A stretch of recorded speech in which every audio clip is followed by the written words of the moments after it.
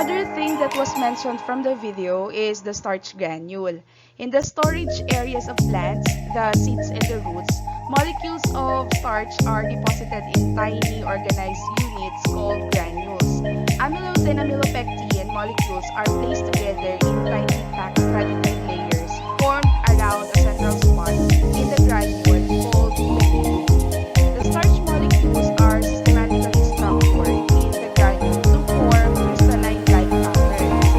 If the starch granule is in the water suspension observed microscopically under polarized light, the highly oriented structure causes the light to be rotated so that a Maltese cross pattern on each granule is observed. This phenomenon is called birefringence. The pattern disappears when the starch mixture is heated and the structure disrupted. As you can see from the picture, the sizes and shape of granules differ among starches from starch sources, but all starch granules are microscopic in size.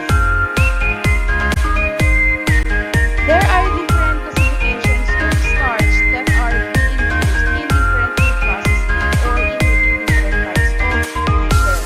The first one is the native or the natural starch.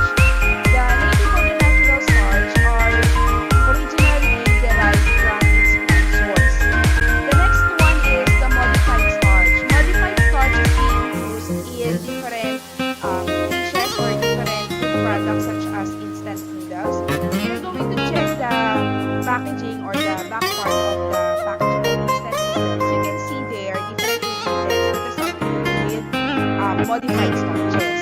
Modified starches are altered physically or chemically to modify one or more of these characteristics and or physical properties just to supply the requirement in making a particular product.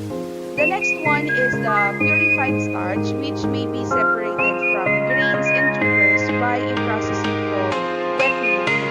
These procedures employs various techniques of grinding,